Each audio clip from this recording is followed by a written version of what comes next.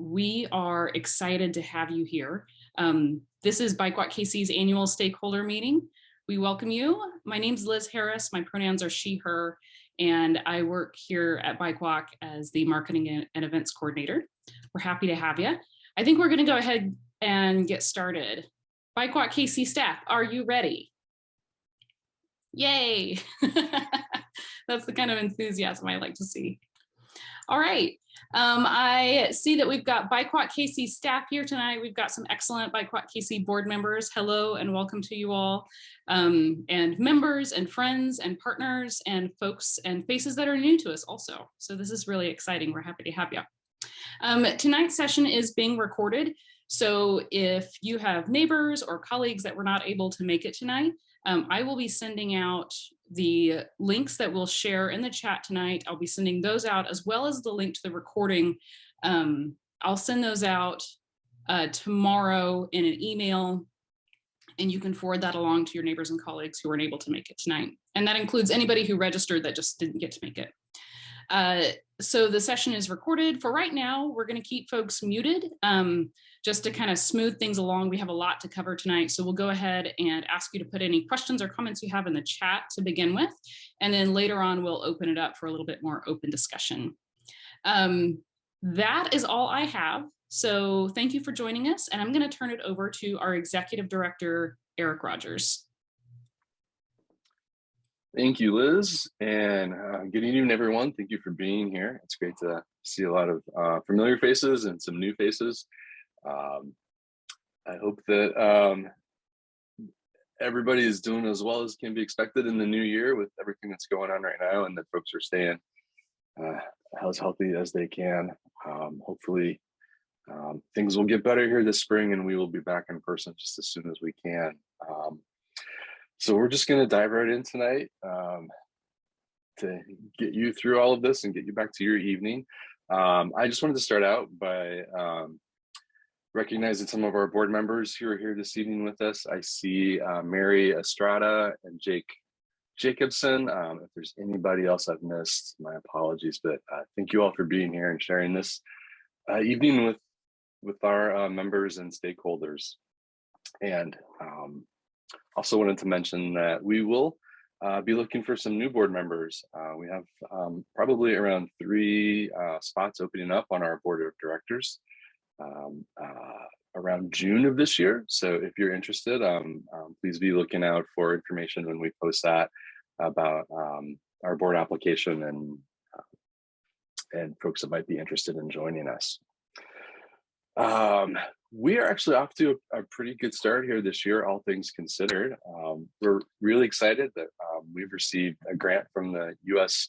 Environmental Protection Agency that's going to allow us to partner with some researchers at Children's Mercy and UMKC. And it's going to be a project that is going to study Kansas City's Zero Fare Transit project. The researchers are going to work with folks that are regular transit users and see if making fares on our transit system zero fare are having any health impacts on folks. Is it improving what we call the social determinants of health, all those factors that go into someone's health and life expectancy. And we're excited to get that project going pretty soon.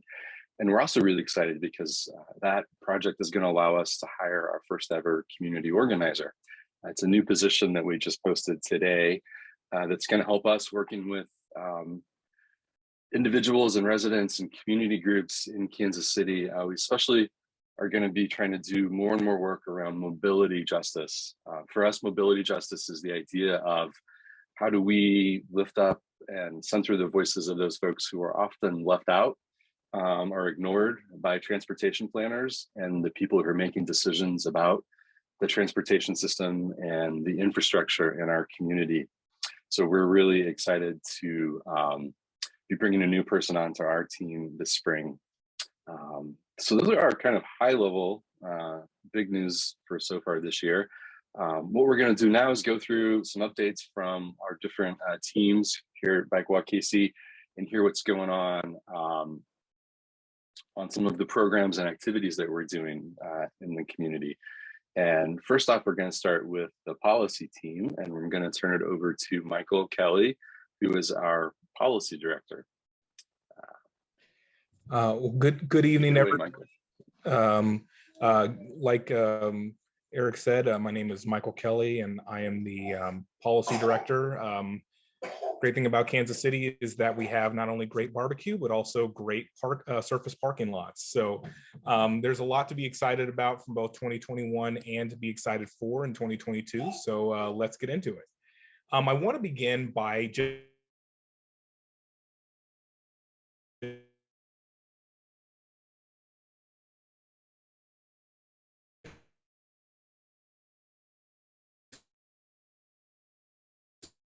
trying to highlight that you all were integral to accomplish is first with repealing jaywalking laws here in Kansas City. That was a really big moment for Kansas City, and it's helped to kind of put us on the map in terms of a broader national discussion around the over-policing of mobility.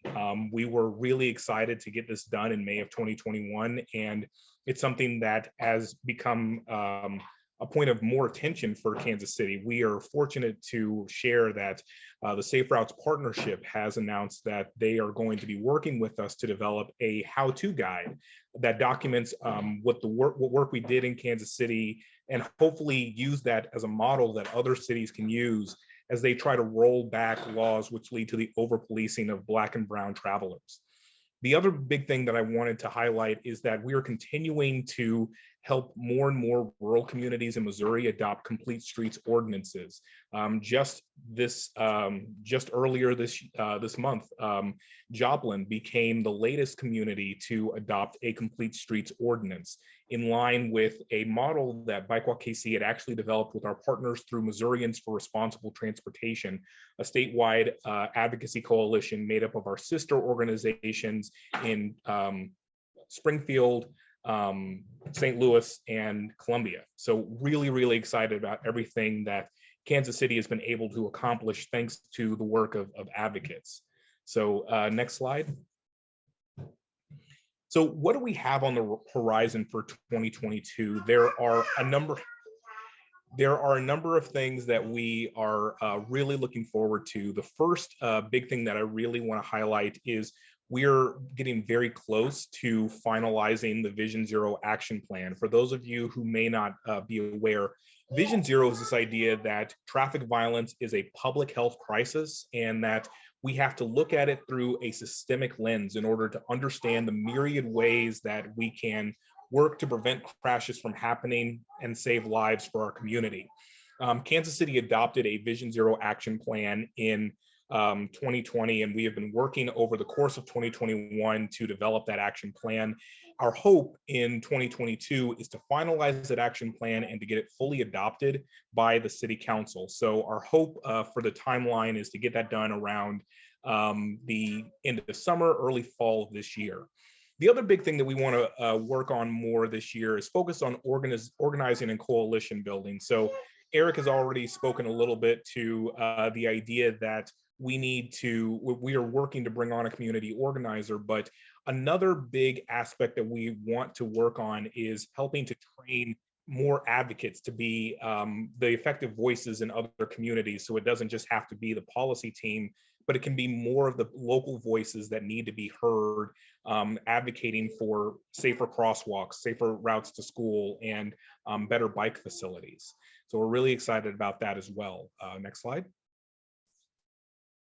So how can you help? As always, we need your voice. I always like to tell folks that advocacy is a team sport, and when we show up, we win. And that was very much the case in 2021, and it will continue to be the case in 2022. So ask your questions, send your emails, and ask, what more can I do to be a champion for safer streets in my community? One other big thing I want to highlight here is that we will be having a full walkthrough of our 2022 policy platform. That will be on Thursday, January 27th at 6 p.m. via Zoom. You can sign up for it. Even if you're not able to attend in person, we will record the event like we're doing now and share it with you later on. And the other thing, if you're not already on our list, you can join our advocacy mailing list to be notified. Just one second. notified of the advocacy trainings throughout the year. So we'll be talking about issues like the basics of Advocacy 101, how to communicate with your electeds, and how to build a coalition. So again, I just want to stress very much that advocacy is a team sport. Thank you all very, very much for taking the time to listen to me and the future advocates, Nora and Jade. And I will pass it back to Eric. Thanks, Michael. And thank you, Nora and Jade, for joining us tonight. Next up is our bike share program, Ride KC Bike. And we have with us tonight, Eric Vaughn, one of the other Erics here at Bike Walk KC. Thanks, Eric. Happy to see everybody tonight. Welcome.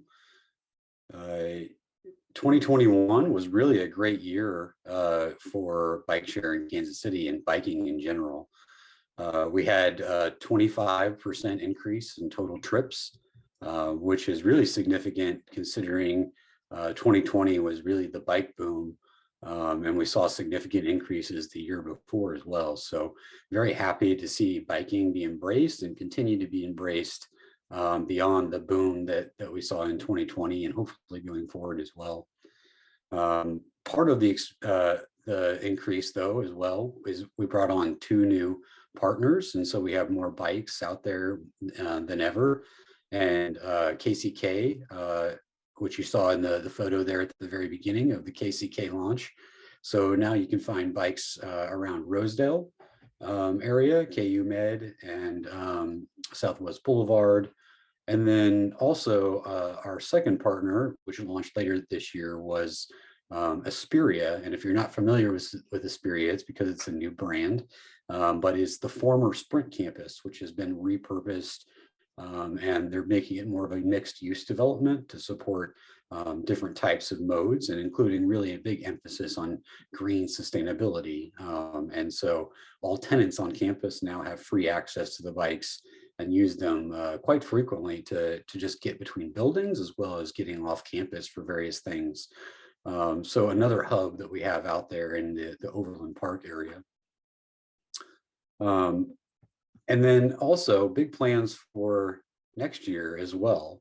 In 2022, we're still going to grow. We have funding in place through partnerships with MoDOT, local CIDs, and some neighborhood organizations to continue to get more bikes out there, more locations, but also a continued emphasis really on equity neighborhoods and making sure that we're getting more access to the people who really need it most. So stay tuned. Can't announce any of those coming tonight, but you'll hear more this year in some of our coming communications about more bikes coming in those areas. So how can you help? Become an annual member.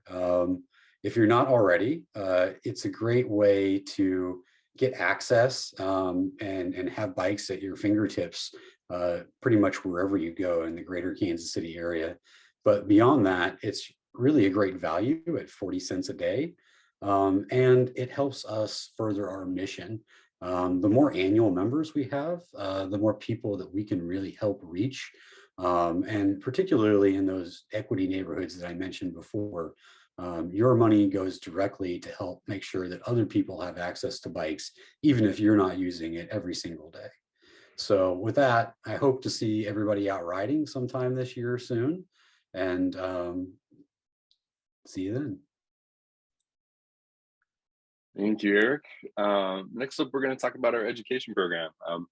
We're really proud of operating one of the country's largest safe routes to school programs here in Kansas City. And this evening, we're going to hear from Carl Kramer, our education program manager, who is filling in for Laura Steele, who many of you might know, our education director, couldn't be here this evening with us. So Carl, take it away, please. Thanks, Eric. Yeah, I'm Carl Kramer, the education programs manager. And we have some exciting numbers and things to look forward to talk to you about tonight. In 2021, we kind of got back to in-person teaching in the second half of the year after doing a lot of virtual things in the first half. And we were able to serve 3,700 students in that time, as well as teaching 304 new riders how to ride a bike. So shout out, I think I saw one or two instructors come in here, a couple of our youth instructors. Just an incredible achievement from our team. Over 300 new bicycle riders in Kansas City. On top of that, on the adult side of things, we have 8 new LCIs, and I think they might be pictured on the next slide, Liz. There's some of them, and I know I saw at least one in the meeting here tonight. So shout out to you guys. This was such a high energy group of women, and they were so much fun to be around and watch them turn into better bike riders. For those of you that don't know what an LCI is, it's a league cycling instructors. And so they have learned now how to be a better, safer bike rider, and they can use that education to educate others. Looking ahead to 2022, we are excited to finalize and implement a Built Environment Audit to help collect data for safe routes to school. So we'll be implementing that audit around schools to let them know where they can improve in their built environment to make things safer for kids to get to and from school on a daily basis. On top of that, we're going to be working with local schools and districts to help them buy their own fleet of bikes and deliver their own bicycle education, which we've seen success with in the past in cities including Lawrence and Kearney, Topeka.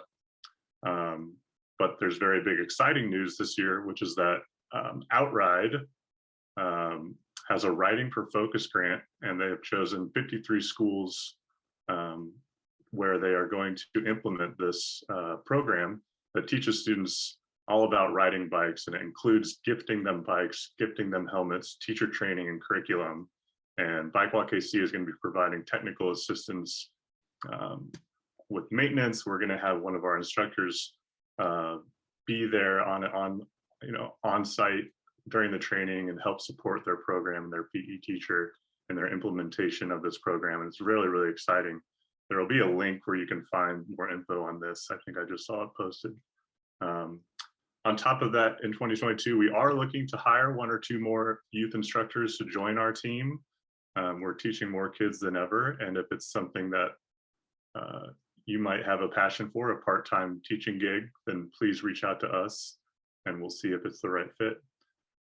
Ways that you can help us in 2022 are to donate bicycles if you have a gently loved or used bike, or even pretty heavily used. We take those too. We will refurbish that bike and get it back out into the community in our Earn a Bike programs. You can also help us by purchasing helmets or donating straight to us so that we can purchase helmets and keep gifting those to students that come through our programs so that they can be safer as they ride at home. And with that, I will send it back. Thank you so much for all of your support over the years. You've really helped us hit huge milestones in the education side of things. Hey, Carl, thank you. Just real quick, could you tell us about the local school that's going to be participating in the Outride program? There's one here in Kansas City, right? Yeah, it's the Pioneer Trail Middle School. Sorry, I forgot to mention the name. In Olathe was the school that was selected by them. And very, very exciting to have this program out there in our backyard. Great, thank you so much, Carl. Next up, we're going to hear from our community planning program. BWKC is pretty unique in that we have an in-house urban planning program, and so we're able to partner with local communities to do things like help with bike and pedestrian master plans and provide technical assistance for neighborhoods and other groups in the community. And our new community planning director, Teresa Carter, joined us just a few months ago, one of the newest faces around here. So I want to introduce Teresa and turn it over to her. Thanks, Eric. Well, like Eric said, my name is Teresa Carter, and I'm really happy to be here with you all tonight. I'm sure you're getting a sense of this just from watching the program this evening, but I can tell you that from the inside looking out, what BWKC does is just as incredible as the way you perceive it to be. I I have really never been able to work next to such passionate and kind individuals who genuinely care about the work they're doing the way that we do at Bike Walk KC. So you can rest assured that your time, your donations, any way that you're involved with us, it's really going to good use. I'm really honored that I get to work here. So looking back at 2021, like Eric said, I joined about actually 3 months ago to the day, and we have grown as a result of that. So most of you know Thomas Moorfield. He is transitioned to a strategic advisor role. So that means that all of his expertise, all of the wonderful things that he knows about our organization, that institutional knowledge he has, that's still going to be around on certain projects. But I've taken over into that role that he was playing more day to day in the organization.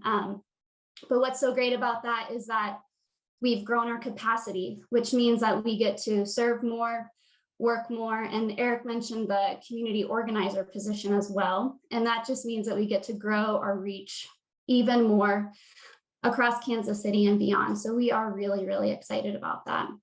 And in 2021, another really great thing we did, and a lot of this is due to Thomas's credit, is worked and partnered with different firms and projects to complete the 5 different consulting projects that Eric touched on, which is a really, really unique facet of Bike Walk KC and something that was personally very interesting to me.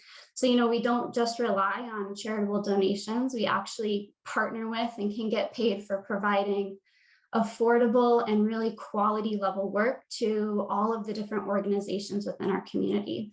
So we were able to work on, I just saw a comment come in. So this is the 47th place demonstration project that Bike Walk KC worked on with the city of Westwood. And the city administrator of Westwood, Leslie Herring, she did a great presentation on this project just last month. And she said that the reason that the city of Westwood selected the consulting firm that they did, which we were part of that partner project, was because they had Bike Walk KC on the project to do a demonstration. So you can see how beautiful this looks in this photo. So this was up for, I think, an entire day last September, and the community got to come out and experience a bike lane, a street cafe, and just see how this area could be reimagined. If we put, honestly, not a lot of money into it, there's some really simple solutions that we can do that can have a very outsized impact, which is kind of the name of the game with our Bike Walk KC planning program.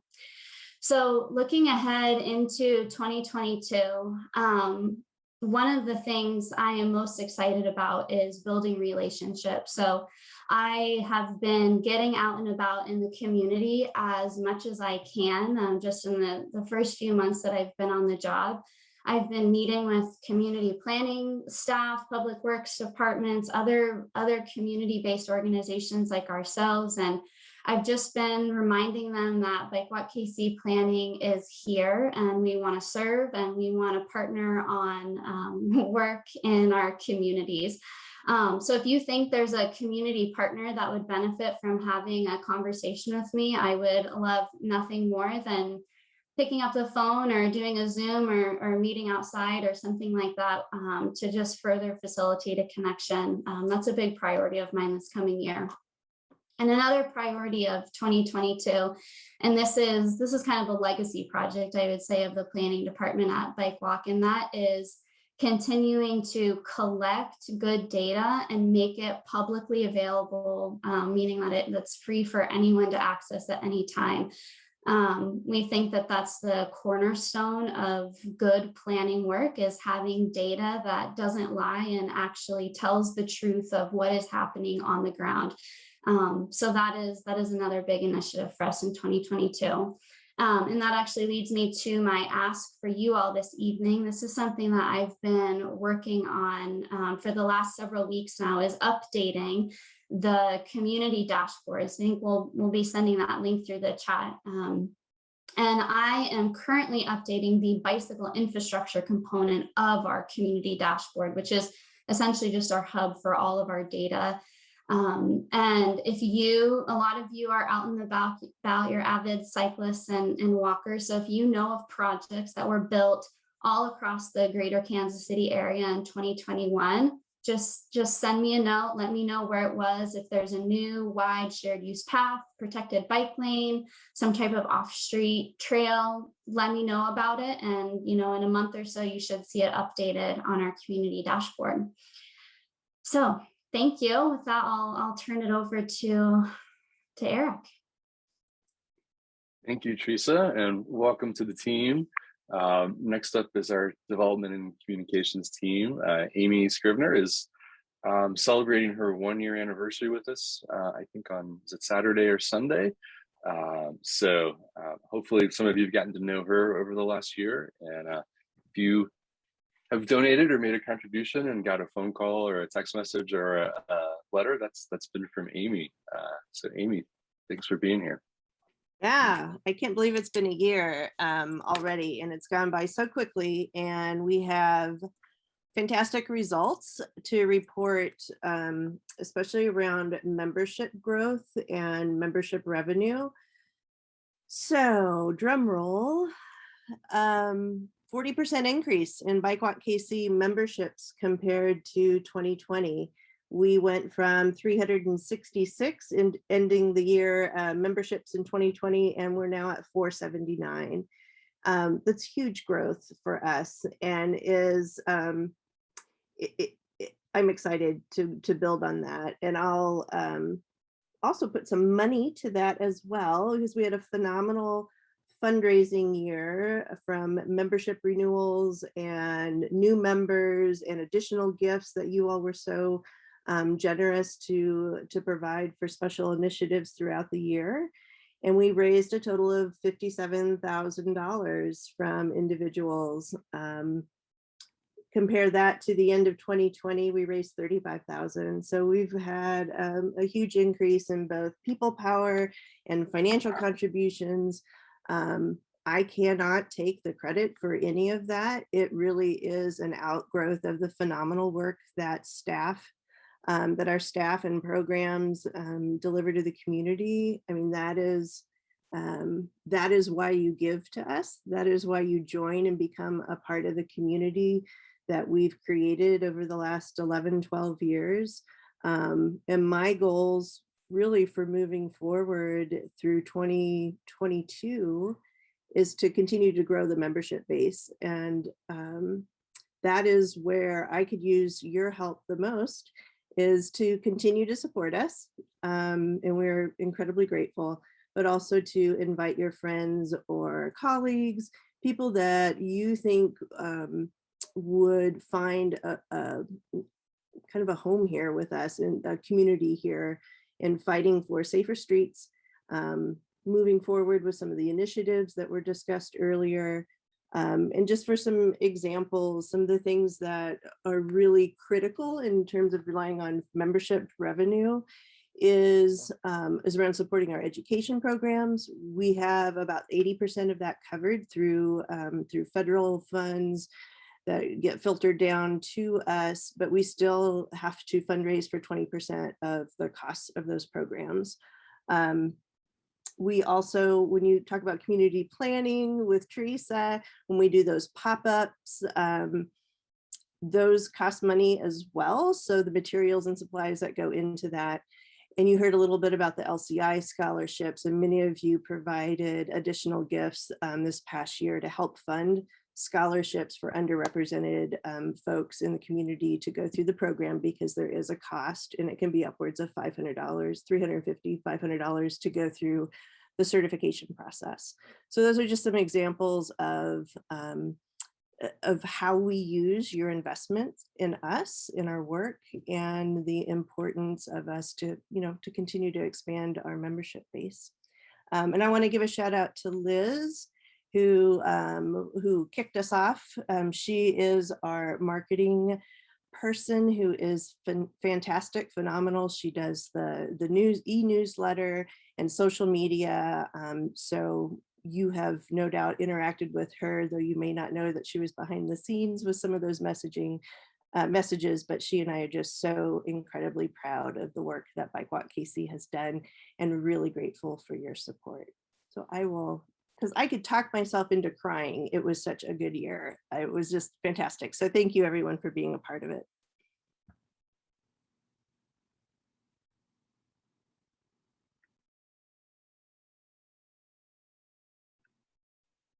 Shall I kick it to Rogers? Oh, thanks, Amy. Sorry, I was waiting for Liz to jump in and kick us off with questions. So I know Liz is going to ask us some of the questions that folks submitted with their registration for tonight. And then if you have any other questions that have come up along the way, feel free to add those to the chat and we will get to as many of those as we can.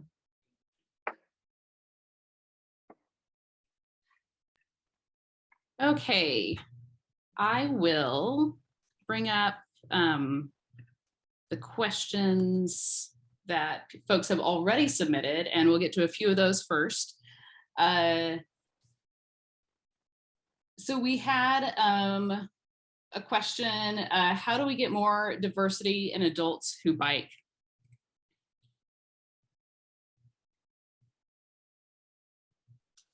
And I think that, Rogers, do you want to take that one?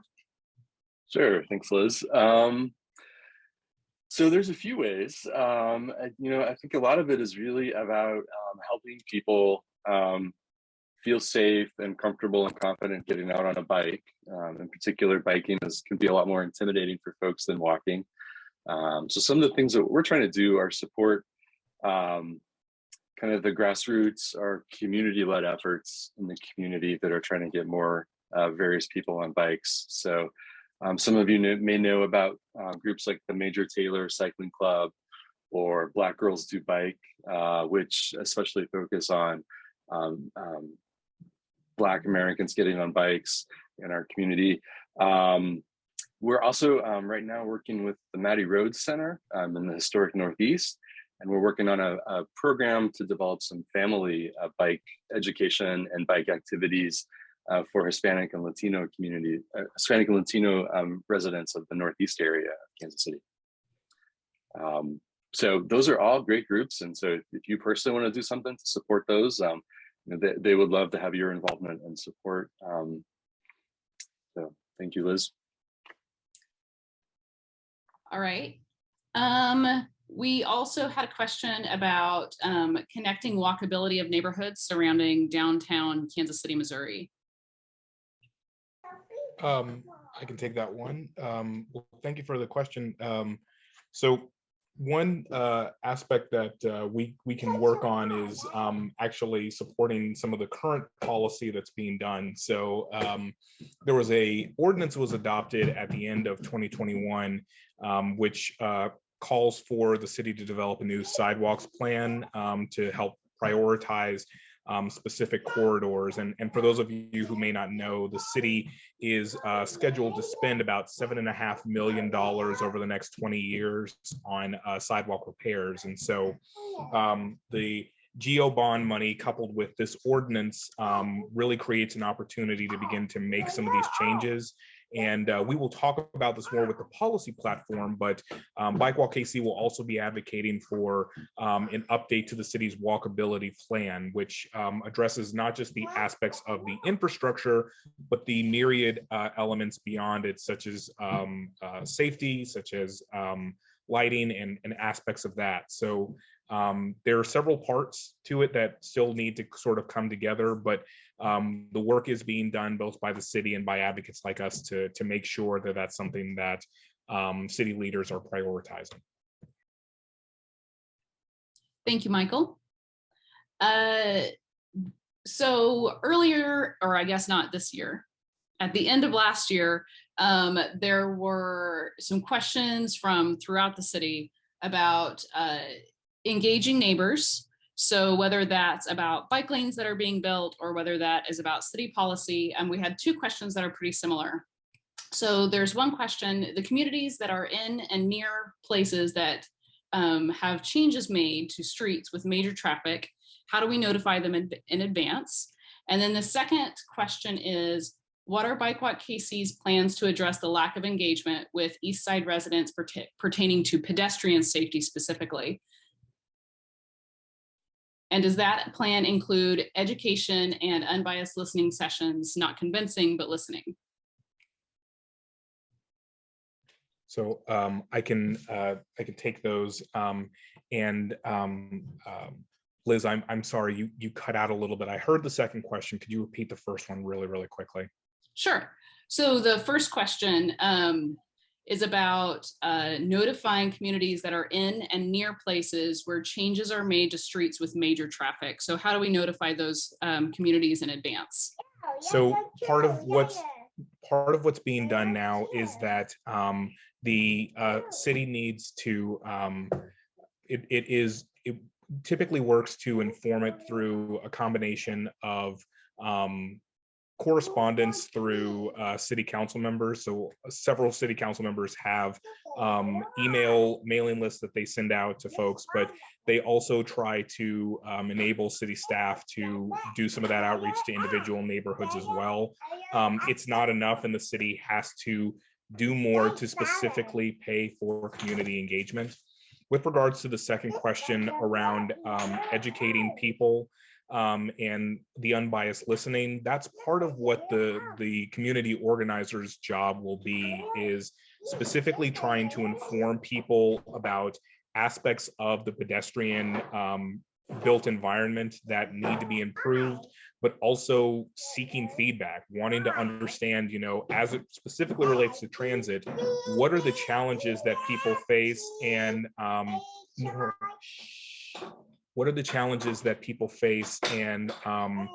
how specifically can BWKC elevate those needs to city council in order to address those needs. Thank you, Michael, and also Jade, I think. So we had a question, and Brett, yes, Brett is here tonight. So Brett, this is your question. Can anything be done to stop the velvet freeze from being torn down? And I think that is at 31st and Gillum, am I right? That will have high volume parking garage feeding right into the cycle track. And what about damage done to the cycle track during the demolition of the velvet freeze? Yeah, that's a really interesting one. Unfortunately, the development process is too far along, I think, really to have an impact on that. So it sounds like that project is going to happen. But hearing that was coming along, that was one of the first things we talked with the folks at City Hall when we learned that they were going to extend the Gillum cycle track.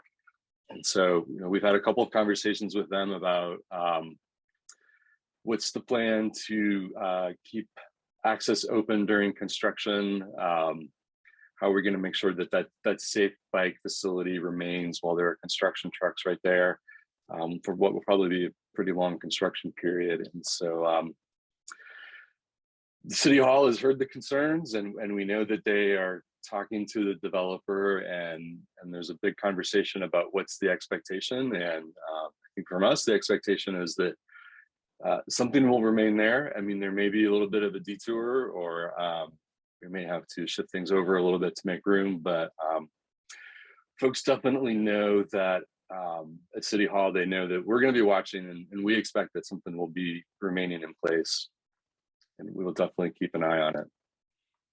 I also know that several folks at City Hall who work on things like planning and engineering around walking and biking are bike commuters, and many of them use the Gillum cycle track on their daily bike commutes. So we also will have folks who are in charge of that project who have personal experience using the Gillum cycle track. Thank you. I think, here's one. What is the current status of the Kansas City, Missouri bike plan? So the current status of the bike plan is that it is in a state of legislative limbo. I will play Elmo and Grouchland in just a sec.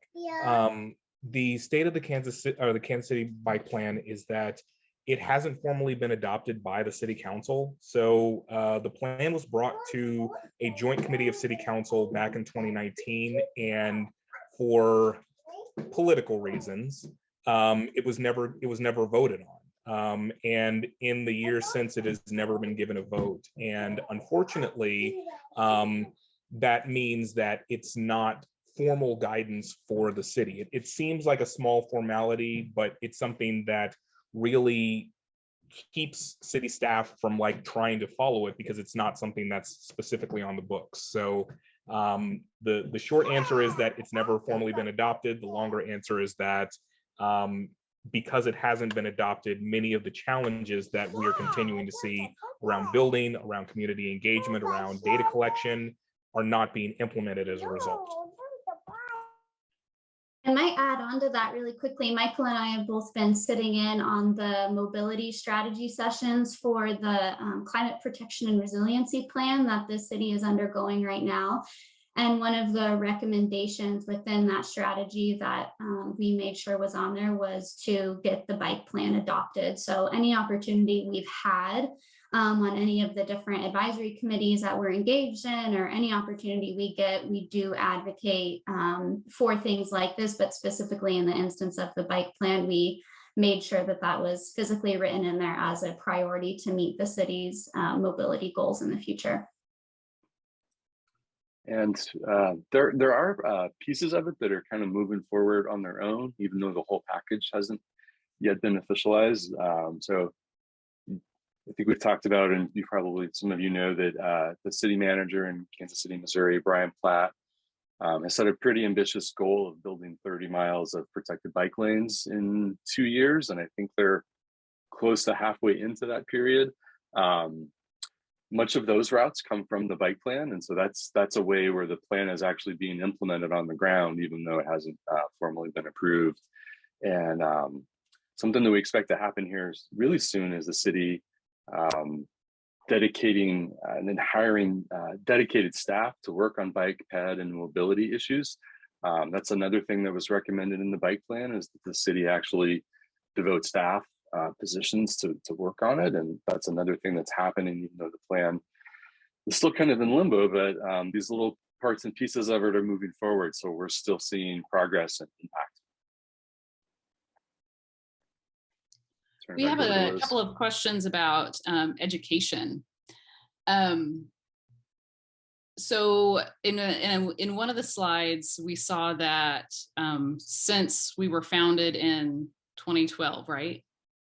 2010.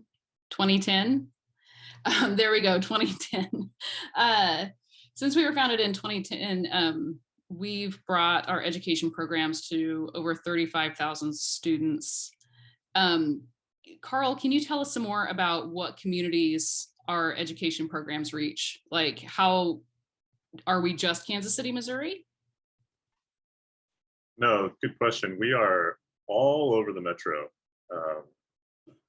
all over it. So we have consistent programming in Independence, Raytown, KCK, KCMO, Grandview, Hickman Mills, Olathe, North Kansas City. Did I say Hickman Mills? We're all over the place, like in 12 plus districts, including charter schools and church groups and other community groups like that. So our reach is very, very wide. And with that, can you tell us a bit about how youth are actually involved in the work beyond just learning the lessons, I guess, beyond just like bike safety? Sure. We've had, I don't want to get like too in the weeds of like how our programs work, but in a perfect world, a student will begin our programming as like a third grader, and they will learn how to ride a bike. And by the time they graduate high school, they'll have gone through 3 or 4 of our programs. And they will graduate high school with a bicycle of their own that they know how to ride safely and maintain, as well as having learned how to be an advocate, how to be the next person in this digital space. We've even had students come on board as interns through multiple schools in the city, learning firsthand what we do and how we do it. So they are, you know, again, in that perfect utopian vision of a student's progression through our programs, they're really becoming, they're viewing a bicycle as a totally transformative mode of transportation.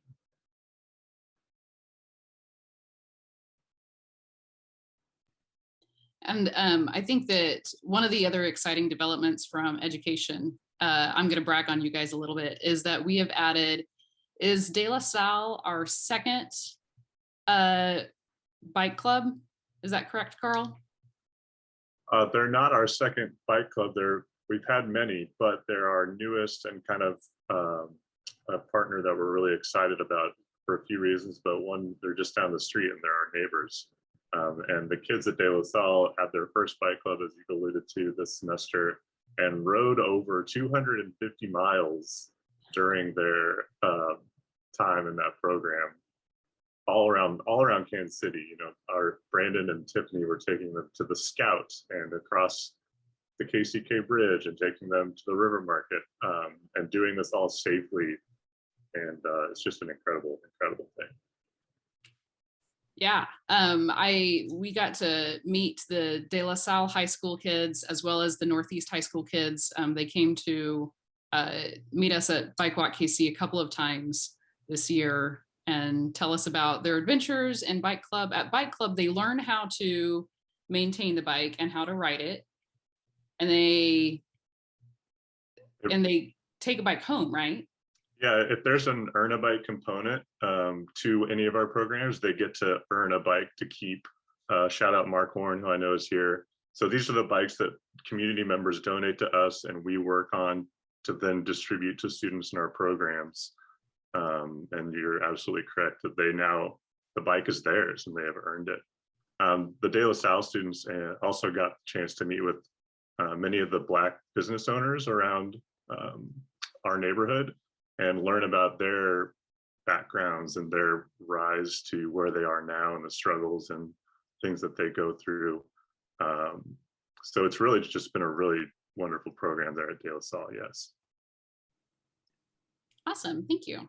Okay, so we have about 9 minutes left. I want to make sure that everybody has a chance to ask other questions that they want to. And if I missed any that you sent in when you registered, please let me know and we would be happy to answer them. But we've only got about 9 minutes left. And so I'm going to allow folks to drop any last minute questions into the chat. And if Bike Walk KC staff, if I've missed anything that you really want to share, because I know that we have a lot of exciting things to talk about this week. Yeah, Liz, I saw one question. Somebody was asking about the concern about bike lanes being removed that was in the news a couple months ago. And the good news there is that in the end, the city council, this is in Kansas City, Missouri, didn't go that direction. What they did was adopt a new policy, which also kind of reinforces the bike plan, that the city needs to come up with a 5-year plan for where they want to build bike lanes. And then every year there's a plan for what they want to do that year, so that neighborhoods have a lot more notice of what might be considered in their neighborhood and have more opportunity to have input on that and provide feedback. And so it was a pretty good outcome from what was a little bit of a contentious debate there for a while. So it still provides ways for neighborhoods to be involved in the process and have input, but it doesn't actually remove anything that's already been built.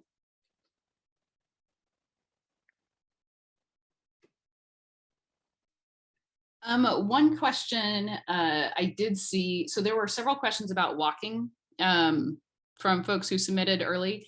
And one question was how to make bike lanes safer and more attractive for people who are walking. And I know that in Kansas City, Missouri, the way that bike lanes work now is they're really mobility lanes, right? So that means that if you're skateboarding or walking or using your wheelchair or rollerblading, then you can use the bike lanes. Is that correct?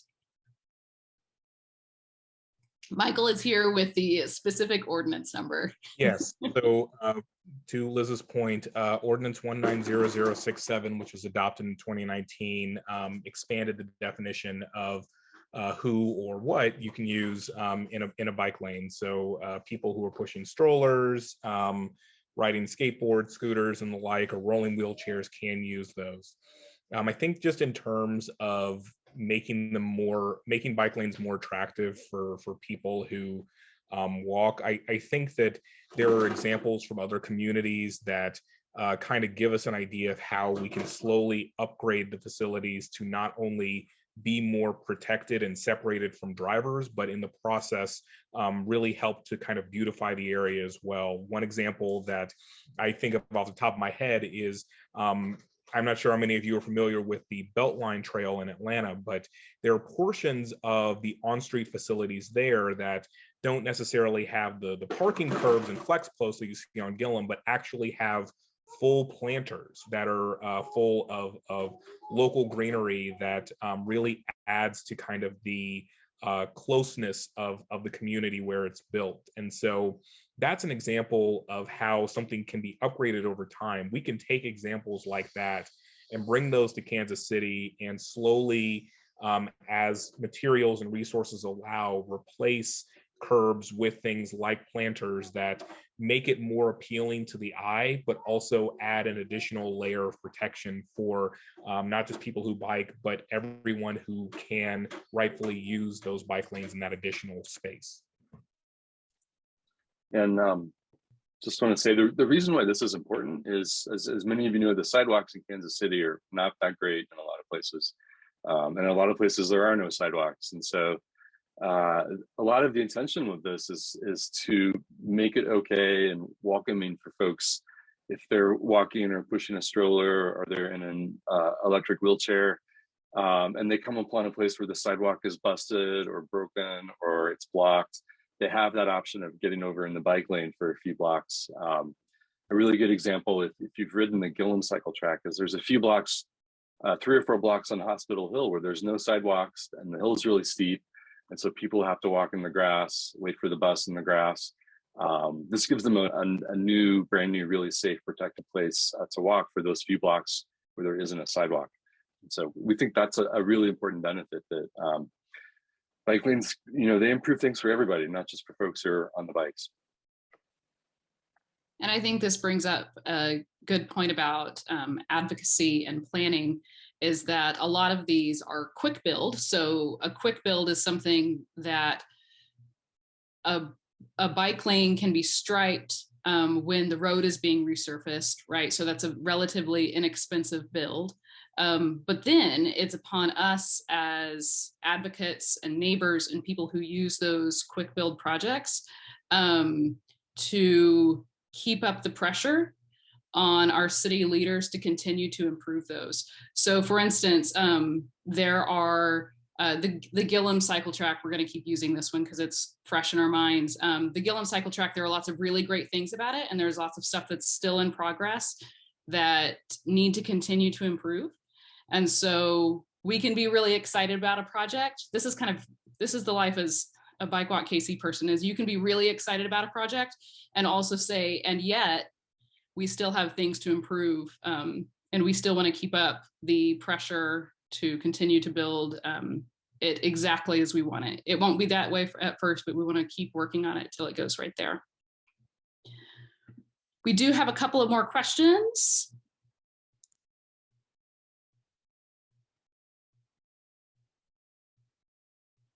So Bob has a question about striping, and I'm going to let him ask it. And we've got just a couple of minutes to go. So Bob, I'm going to let you ask your question and unmute you, and then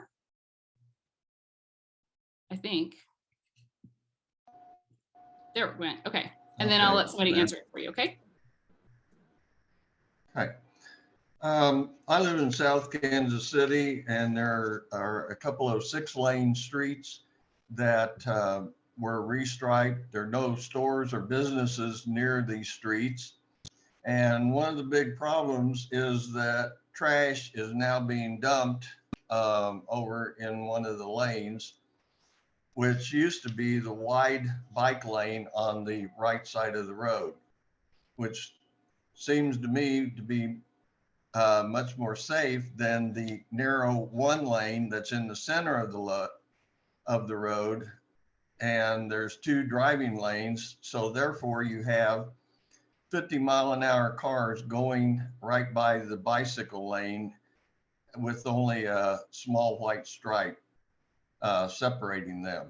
And I don't see how that's safer than the wide shoulder lane, which was a car width wide that they used to have. And nobody in the community was informed about this when it occurred. And also, the bike side of the road was plowed, and there were no riders out on the icy and snowy days. But I couldn't get my neighborhood plowed because the plows were busy doing these other places. Yeah, thank you for the question, sir. I'm not familiar with the particular location that you're talking about. And since we're out of time, I don't think I'd really be able to answer your question. So I will look up your information from when you registered for the meeting tonight, either your email or your phone number, and we'll follow up with you one-on-one so that we can find out more about exactly the spot you're talking about and see what we know about it. Would that be okay? Okay, thank you. Yeah.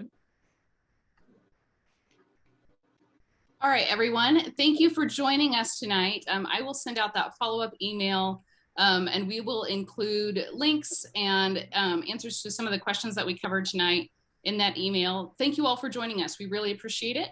And thank you for coming out. We will see you again in a few months. We'll do a quarterly stakeholder meeting again here in a couple months, and we'll make sure to invite you all.